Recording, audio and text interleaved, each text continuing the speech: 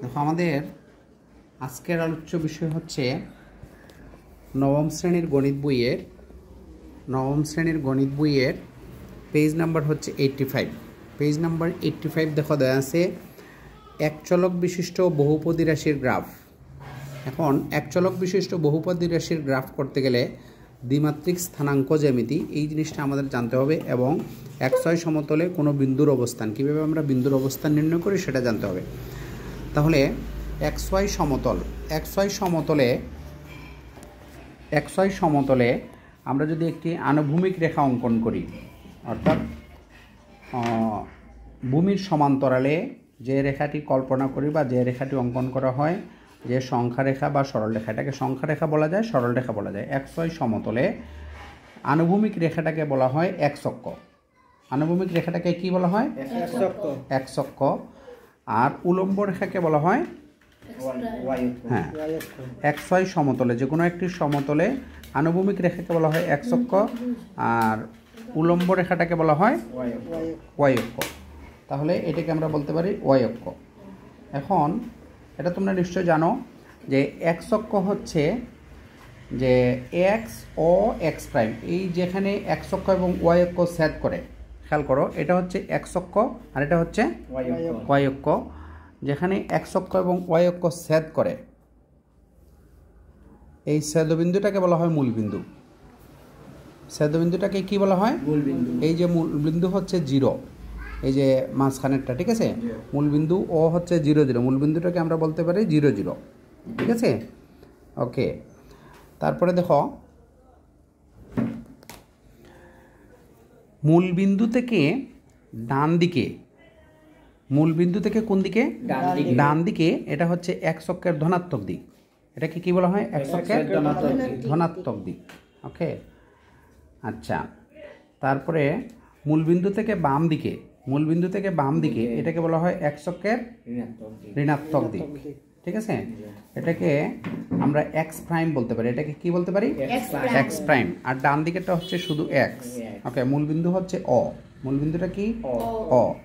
আচ্ছা, মূলবিন্দু থেকে উপর দিকে এটাকে বলা হয় y অক্ষের ধনাত্মক দিক। এটাকে কি বলা হয়? y অক্ষের ধনাত্মক দিক, ঠিক আছে?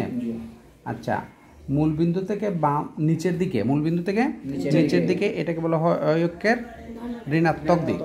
মূলবিন্দু থেকে নিচের দিকে এটাকে বলা হয় y অক্ষের ঋণাত্মক দিক। এটুকু বুঝতে পারছি? তাহলে xy সমতলে আনুভূমিক রেখাকে বলা হয় x অক্ষ আর উলম্ব রেখাকে বলা হয় y অক্ষ। মূলবিন্দু থেকে ডান দিকে বলা হয় x অক্ষের ধনাত্মক দিক, মূলবিন্দু থেকে বাম দিকে x অক্ষের ঋণাত্মক দিক, মূলবিন্দু থেকে উপর দিকে হচ্ছে y অক্ষের ধনাত্মক দিক, মূলবিন্দু থেকে নিচের দিকে হচ্ছে y অক্ষের ঋণাত্মক দিক। এই পর্যন্ত বুঝতে পারছি, ঠিক আছে? এখন আমরা কিভাবে বিন্দু বসাবো সেটা আমরা একটু দেখো। তাহলে আমরা xy সমতলে x অক্ষ এবং y অক্ষ চিনলাম। তারপরে xy সমতলে কোনো বিন্দুর অবস্থান, আমরা কিভাবে কোনো বিন্দুর অবস্থান নির্ণয় করি সেটা আমরা দেখব। যে ধরো আমরা কয়েকটি বিন্দু নিলাম, একটা হচ্ছে a 5 5, b 5 - 6, c হচ্ছে -6 + 5 আর d হচ্ছে -6 - 5। এখানে আমরা কয়টি বিন্দু নিলাম? চারটি।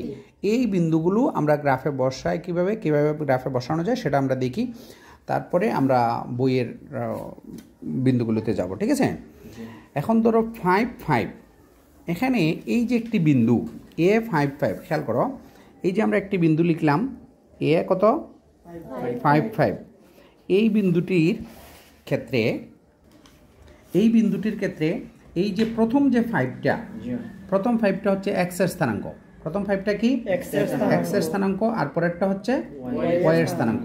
প্রথমটাকে বলা হয় ভুজ, প্রথম সংখ্যাটাকে কি বলা হয়? ভুজ। আর পরেরটাকে বলা হয় খুঁটি। প্রথমটাকে কি বলা হয়? ভুজ, পরেরটাকে খুঁটি।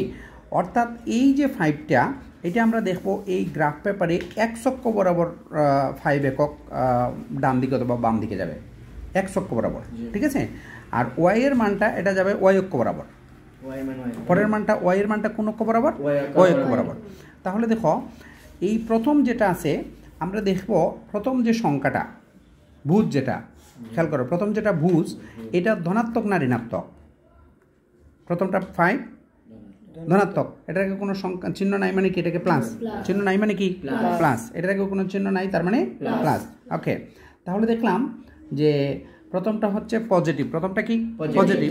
তাহলে আমরা যাব মূল বিন্দু থেকে ডান দিকে, মূল বিন্দু থেকে কোন দিকে, ডান দিকে। যদি প্রথমটা ঋণাত্মক হয় তাহলে মূল বিন্দু থেকে বাম দিকে, কারণ দেখো লেখা আছে এই যে একশকে মূল বিন্দু থেকে বাম দিকে হচ্ছে ঋণাত্মক, ডান দিকে হচ্ছে ধনাত্মক।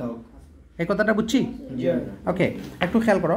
তাহলে প্রথমটা হচ্ছে +5, প্রথমটা কি +5। তাহলে মূল বিন্দু থেকে 5 একক ডান দিকে যাব। এই যে ছোট ছোট বর্গ আছে না, 1 বর্গ সমান 1 একক আমরা ধরবো। 1 বর্গ সমান কত একক? 1 একক। তাহলে এটা 5 ঘর আছে, 5 আছে, তাহলে আমরা 5 ঘর ডান দিকে যাব। 1 2 3 4 5, মনে করো এই পর্যন্ত গেলাম, ঠিক আছে।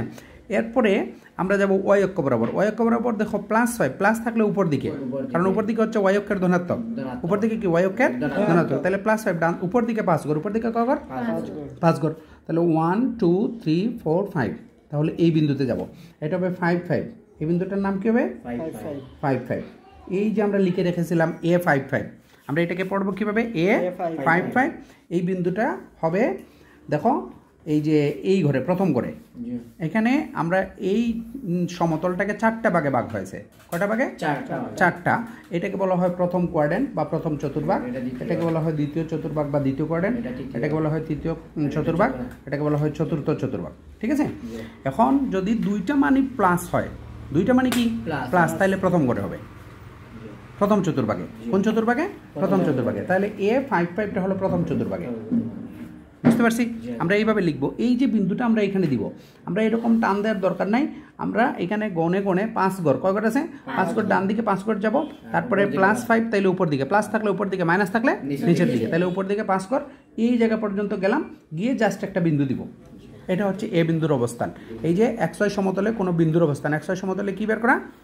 কোনো বিন্দুর অবস্থান নির্ণয় করা, ঠিক আছে। আমাদের বইয়ে দেখো দেওয়া আছে XY সমতলে কোনো বিন্দুর অবস্থান। তাহলে দেখো একটি বিন্দু A55, এটাকে আমরা গ্রাফে বসালাম। এই জায়গাটা হচ্ছে এই দেখো A55। আশা করি এটা সবাই বুঝতে পেরেছ, ঠিক আছে। ওকে, তারপরে আরেকটি বিন্দু আছে ধরো B5 - 6, পরের বিন্দুটা কত? B5 - 6। তাহলে এটা আমরা বসাই, দেখো B5 - 6, তাহলে বিন্দুটা হচ্ছে বুঝ হচ্ছে 5, খুঁটি হচ্ছে -6, বুঝ হচ্ছে কত? 5, খুঁটি কত? -6। তাহলে আমরা 5 যেটা, এটা প্লাস না মাইনাস? প্লাস। তাহলে কোন দিকে যাব? ডান দিকে। মূলবিন্দু থেকে কোন দিকে? ডান দিকে। বুঝটা হচ্ছে প্লাস, বুঝটা কি প্লাস, তাহলে মূলবিন্দু থেকে ডান দিকে 5 ঘর। তারপরে দেখো আছে -6, তাহলে মাইনাস থাকলে নিচের দিকে, তাহলে এইতে মূলবিন্দু থেকে ডান দিকে 5 ঘর, তারপর নিচের দিকে কত ঘর হবে? না, -6, তাইলে 6 ঘর। 1 2 3 4 5, এই লাল দাগ পর্যন্ত 5, তারপরে এই বিন্দু, ঠিক আছে। এটা হবে 5 - 6, এই বিন্দুটা কত? 5 - 6, বুঝতে পারছি সবাই? এটা হচ্ছে বি বিন্দু। এই লাল দাগ কালো দাগ 5 ঘরে, তাহলে ডান দিকে 5 ঘর, বিষয়টা বুঝতে পারছি? ডান দিকে 5 ঘর, নিচের দিকে 6 ঘর, এটা হচ্ছে 5 - 6। ওকে, পরের বিন্দুটা দেখো, সি বিন্দুটা হচ্ছে -6 + 6, -6 + 6। তাহলে মূল বিন্দু থেকে আমরা যাব, মূল বিন্দু থেকে -6 মানে মাইনাস, মানে প্রথমটা তো বুঝ, প্রথমটা x এর স্থানাঙ্ক, পরেরটা y এর স্থানাঙ্ক, ঠিক আছে। তাহলে -6 কোন দিকে যাব? -6 কোন দিকে যাব? প্রথমটা বাম দিকে। মূল বিন্দু থেকে কোন দিকে? বাম দিকে। তাহলে বাম দিকে 6 ঘর, 5 6, এই যে কালো দাগ পর্যন্ত 5, ঠিক আছে না। তারপরে আরো 1 ঘর, 6 ঘর। আচ্ছা, এখানে আমরা বিন্দু দিব না। তারপরে +6 মানে উপর দিকে 6 ঘর, ঠিক আছে। তাহলে উপর দিকে 6 ঘর, এই দেখো লাল দাগ পর্যন্ত 5, আর এখানে গেলে 6, বুঝতে পারছি? এখানে আমরা বিন্দু দিব না, আমরা এইদিকে গনে যাব, বিন্দুটা গিয়ে দিব এই জায়গায়। ওকে, তাহলে বাম দিকে -6, উপর দিকে +6, ঠিক আছে। তাহলে এটা হবে -6 আর 6, +6 না লিখলে হবে, 6 লিখলে বোঝা যাবে। এটা হচ্ছে সি বিন্দুর অবস্থান, বুঝতে পারছি? বিন্দু নির্ণয় করা বুঝছি? ওকে, পরের বিন্দুটা দেখা আছে ডি কত? -6 - 5, ডি বিন্দুটা কত? -6 - 5। তাহলে আবার আমরা মূল বিন্দু থেকে, আমরা সবসময় শুরু করবো মূল বিন্দু থেকে। মূল বিন্দু থেকে বাম দিকে কত ঘর? 6 ঘর, বাম দিকে 6 ঘর। তাহলে বাম দিকে গেলাম 1 2 3 4 5 6 ঘর। তারপরে -5 নিচের দিকে, -5 মানে কি? নিচের দিকে 5 ঘর। তাহলে এই পর্যন্ত আসলাম, বাম দিকে 6 ঘর, নিচের দিকে 5 ঘর। তাহলে এটা হবে -6 - 5, -6 -5, এটা হচ্ছে ডি বিন্দু। বুঝতে পারছো সবাই? এখানে আমরা বিন্দু দিব না। ওকে, তাহলে চারটি বিন্দু হচ্ছে, চারটি বিন্দু দেখো, এ 5 5, এ কত 5 5, বি 5 -6, সি হচ্ছে -6 + 6, ডি হচ্ছে -6 -5। এই বিন্দুগুলো আমরা গ্রাফে বসালাম। এ হচ্ছে 5 5, আর বি হচ্ছে 5 -6, তারপরে সি হচ্ছে -6 6, তারপরে ডি হচ্ছে -6 -5। বুঝতে পারছি? এই যে গ্রাফে বিন্দুগুলো দিছি এগুলো হচ্ছে XY সমতলে বিন্দুর অবস্থান। XY সমতলে কি বিন্দুর অবস্থান। আশা করি বিন্দু কীভাবে বসাতে হবে বুঝতে পেরেছ? এটা হচ্ছে নবম শ্রেণীর অভিজ্ঞতা 4। অভিজ্ঞতা কত? 4। 85 পৃষ্ঠায় XY সমতলে কোনো বিন্দুর অবস্থান নির্ণয় করা। বুঝতে পারছি? ওকে, ধন্যবাদ। তাহলে দেখো, এই যে আমরা বিন্দুগুলো গ্রাফ পেপারে বসালাম, সেম তোমাদের বইয়ের নবম শ্রেণীর গণিত বইয়ের পেজ নাম্বার 86-এ দেয়া আছে যে উদাহরণ 3 4 বিন্দুটি XY সমতলে, এই যে 3 4 বিন্দুটি XY সমতলে উপস্থাপন করতে হলে প্রথমে মূল বিন্দু থেকে x অক্ষের ধনাত্মক দিকে 3 একক যাওয়ার পরে, মূল বিন্দু থেকে x অক্ষের ধনাত্মক দিক, এটা হচ্ছে ধরো মূল বিন্দু থেকে x অক্ষের ধনাত্মক দিকের বরাবর 3 গড় যাওয়ার পরে, 3 একক যাওয়ার পরে y অক্ষের সমান্তরালে 4 একক উপরের দিকে গেলে যে বিন্দুটি পাওয়া যাবে। তাহলে y অক্ষের সমান্তরালে 4 একক উপর দিকে গেলে যে বিন্দুটি পাওয়া যাবে সেটি XY সমতলে 3 4 বিন্দুটির অবস্থান। তাহলে এটা তোমাদের বইয়ে দেওয়া আছে, দেখো কি সুন্দর করে আমরাও এটা আলোচনা করেছি। মূল বিন্দুর অবস্থানকে 0 0 দ্বারা প্রকাশ করা হয় সব সময়। মূল বিন্দু ও এটাকে 0 0 দ্বারা প্রকাশ করা হয় সবসময়। মূল বিন্দু হচ্ছে x অক্ষ এবং y অক্ষ যে বিন্দুতে ছেদ করে সেটা হচ্ছে মূল বিন্দু হচ্ছে অ 0 0। আচ্ছা, এভাবে XY সমতলে যে কোনো বিন্দুর অবস্থানকে x অক্ষ এবং y অক্ষের সাপেক্ষে নির্দেশ করা যায়। পাশের চিত্রে 0 0 3 4 -5 4 -5 -5 এবং 6 -4 বিন্দুর অবস্থান দেখানো হয়েছে। দেখো, প্রথম বিন্দুটা হচ্ছে 0 0 0 0 হচ্ছে মূল বিন্দু, একদম মূল বিন্দু হচ্ছে 0 0। তারপরে হচ্ছে 3 4, তাহলে এটা হচ্ছে 3 4। তারপরে হচ্ছে -5 4 -5, অর্থাৎ মূল বিন্দু থেকে বাম দিকে 5 গড় আর উপর দিকে 4 গড়, এটা হচ্ছে -5 4। আর তারপরে হচ্ছে -5 -5 অর্থাৎ মূল বিন্দু থেকে বাম দিকে 5 গড় নিচের দিকে 5 গড়, এই হচ্ছে -5 -5। তারপরে 6 -4, তাহলে মূল বিন্দু থেকে ডান দিকে 6 গড় নিচের দিকে 4 গড়, এটা হচ্ছে 6 -4। আশা করি এটি তোমরা বুঝতে পেরেছ। তারপরে সেম দেখো, একটি জোড়ায় কাজ দেয়া আছে। জোড়ায় কাজ হচ্ছে নিচের বিন্দুগুলোকে পাশের XY সমতলে উপস্থাপন করো। তাহলে এই বিন্দুগুলো আমরা এত সময় যে বিন্দু বসানো শিখলাম সে অনুসারে এটা তোমরা সবাই করে তারপরে ছবি তুলে আমার হোয়াটসঅ্যাপ নাম্বারে দিয়ে দিবে। যে একটা গ্রাফ নিয়ে গ্রাফে এই বিন্দুগুলো বসিয়ে তারপরে ছবি তুলে আমি ভিডিওর কমেন্ট বক্সে হোয়াটসঅ্যাপ নাম্বার দিয়ে রাখবো, তোমরা সবাই হোয়াটসঅ্যাপ নাম্বার এটা করে দিবে। তারপরে আসি আমরা একচলক বিশিষ্ট বহুপদী রাশির গ্রাফ আঁকার পদ্ধতি। একচলক বিশিষ্ট বহুপদী রাশির গ্রাফ আঁকার পদ্ধতি। ওকে, আছে দেখো, একটি বহুপদী দেওয়া আছে p of x = 2x + 1। তোমাদের বইয়ের পেজ নাম্বার 87-এ দেওয়া আছে বহুপদী রাশির গ্রাফ আঁকা। আমরা কীভাবে গ্রাফ আঁকবো দেখো, p of x = 2x + 1। তাহলে আমরা ধরলাম y = p of x = 2x + 1। এটা আমরা বসাই, তারপরে দেখি এই টেবিলটা কীভাবে করছে আমরা একটু খাতায় করি। হ্যাঁ, আচ্ছা দেখো, তাহলে y = 2x + 1, y = 2x + 1 একটি বহুপদী রাশি। এটার আমরা গ্রাফ কীভাবে অঙ্কন করতে হয় সেটা দেখব। এখন আমরা এই গ্রাফটি অঙ্কন করার জন্য আমরা একটি টেবিল তৈরি করব। এখানে আমরা দুটি কলাম করে রেখেছি। x এর বিভিন্ন মানের জন্য y এর মান বের করব। অর্থাৎ এই যে y = 2x + 1 এই রাশিটিতে x এর আমরা সুবিধা মতো একটি মান নেব, নিয়ে y এর মান বের করব। আবার x এর আরেকটি মান নেব, নিয়ে y এর মান বের করব, তারপর বিন্দুটি বের করব। তাহলে দেখো আমরা কীভাবে করি। যেমন ধরো রাশিটি হচ্ছে y = 2x + 1, y = কত 2x + 1। এখন x এর মান যদি আমরা নেই 3, x এর মান কত নিলাম 3, তোমাদের ইচ্ছা মতো মান নিতে পারো। তাহলে বসাবো 2 × x এর মান 3 + 1, ঠিক আছে। তাহলে কত হবে 3 দুগুণে 6 + 1, 6 + 1 = হবে 7। তাহলে দেখো কীভাবে বের করি। রাশিটি হচ্ছে y = 2x + 1, এটা একটা বহুপদী। আমাদের মূল কাজ হচ্ছে যে একচলক বিশিষ্ট বহুপদী রাশির গ্রাফ আঁকার পদ্ধতি। এক চলক বিশিষ্ট বহুপদী রাশির গ্রাফ আঁকার পদ্ধতি। তাহলে এক চলক বিশিষ্ট বহুপদী, এটা একটা এক চলক বিশিষ্ট বহুপদী না? এখানে চলক হচ্ছে এক্স, চলক কি এক্স। তাহলে আমরা এক চলক বিশিষ্ট একটি বহুপদী রাশি লিখলাম 2x + 1। কি লিখলাম? y = 2x + 1। x এর মান বসালাম 3, x এর মান কত বসালাম 3, x এর মান 3 বসালে y এর মান কত বেরোলো 7, y এর মান কত বেরোলো 7। তাহলে y এর মান লিখলাম 7। কিভাবে মান বের করতে বুঝতে পারছি?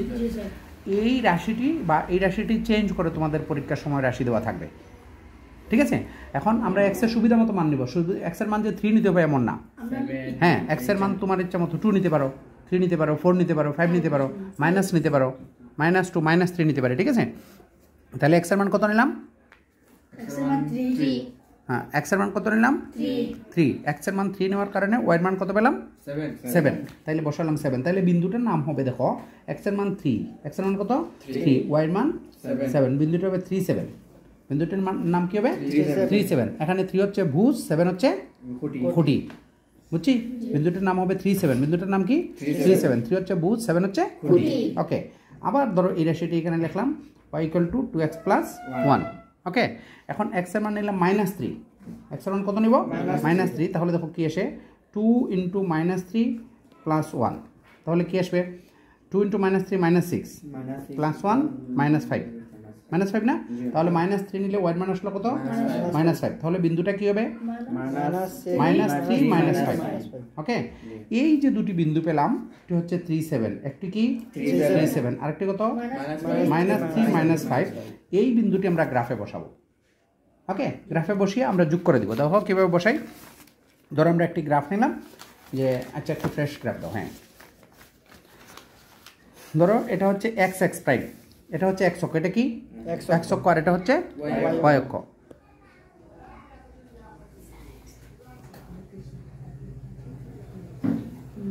আচ্ছা, x অক্ষ y অক্ষ। তাহলে দেখো এটা কি x অক্ষ, এটা কি y অক্ষ। আমরা জানি মূলবিন্দু হচ্ছে 0 0, মূলবিন্দু ও হচ্ছে 0 0, মূলবিন্দু ও কত 0 0। এখন মূলবিন্দু থেকে যদি প্রথম মানটা দেখো, প্রথম 3 7, এই যে 3 7টা অর্থাৎ মূলবিন্দু থেকে আমরা ডান দিকে যাব না বাম দিকে যাব? দেখো 3 7, তাহলে মূলবিন্দু থেকে ডান দিকে 3 ঘর, বা ডান দিকে কয় ঘর 1 2 3 ঘর গিয়ে উপর দিকে না নিচের দিকে? যেহেতু +7, 7টা প্লাস, তাহলে উপর দিকে y অক্ষের ধনাত্মক দিক, তাই না? তাহলে উপর দিকে 7 ঘর, 5 6 7, বুঝতে পারছি? তাহলে এই বিন্দুটার নাম হবে 3 7। এই বিন্দুটার নাম কি 3 7। ওকে, তারপরে একটা আছে -3 -5, -3 -5। তাহলে -3 মানে মূলবিন্দু থেকে কোন দিকে? বাম দিকে। মূলবিন্দু থেকে কোন দিকে? বাম দিকে 3 ঘর, ঠিক আছে? -5 মানে উপর দিকে না নিচের দিকে? নিচের দিকে। y অক্ষের ঋণাত্মক দিক, y অক্ষের ঋণাত্মক দিক নিচের দিকে না? তাহলে নিচের দিকে 5 ঘর। ওকে, তাহলে এটার নাম হবে -3 -5। এই বিন্দুটার নাম কি -3 -5, বুঝতে পারছি? এবার এই যে দুইটা বিন্দু পেলাম, একটা হচ্ছে 3 7 আর একটা হচ্ছে -3 -5, এই দুইটা আমরা স্কেল দিয়ে যোগ করে দিব। স্কেল দিয়ে কি করে দিব? যোগ করে দেব। তাহলে যোগ করার পর এই যে সরলরেখাটি পেলাম, এটা কি দেখো সরলরেখা না? এই যে সরলরেখাটি, এই সরলরেখাটি হচ্ছে y = 2x + 1 এর গ্রাফ, বা p of x = 2x + 1 এর গ্রাফ। এই যে এই সরলরেখাটি পেলাম, দেখো এটা সরলরেখা না? দুটি বিন্দু, একটি বিন্দু হচ্ছে 3 7, একটি বিন্দু কত 3 7, আরেকটি বিন্দু হচ্ছে -3 -5, -3 -5। এই দুটি বিন্দু যোগ করার পরে যে সরলরেখা পেলাম, এই সরলরেখাটি হবে কার গ্রাফ? y = 2x + 1 অথবা p of x = 2x + 1 এর গ্রাফ। তাহলে এই যে p of x = 2x + 1, এটি একটি বহুপদী, এটা একটা এক চলক বিশিষ্ট, এক চলক বিশিষ্ট না? এখানে চলক হচ্ছে x, এক চলক বিশিষ্ট একটি একঘাত রাশি। একঘাত না? x এর পাওয়ার দেখো 1, x এর পাওয়ার কত 1। তাহলে এক চলক বিশিষ্ট একঘাত রাশির যদি একঘাত রাশি থাকে, তাহলে গ্রাফ আসবে সবসময় সরলরেখা। ভালো করে শুনো, যদি এক চলক বিশিষ্ট একঘাত রাশি হয়, যদি x এর কোনো পাওয়ার না থাকে 2 3, তাহলে সব সময় যে কোনো রাশি হোক, গ্রাফ আসবে সরলরেখা। গ্রাফ কি আসবে? সরলরেখা। তাহলে এখানে আমরা লিখতে পারি, দেখো এটি হচ্ছে y = 2x + 1 এর সরলরেখা, বা y = 2x + 1 এর গ্রাফ। বিষয়টা বুঝতে পারছি?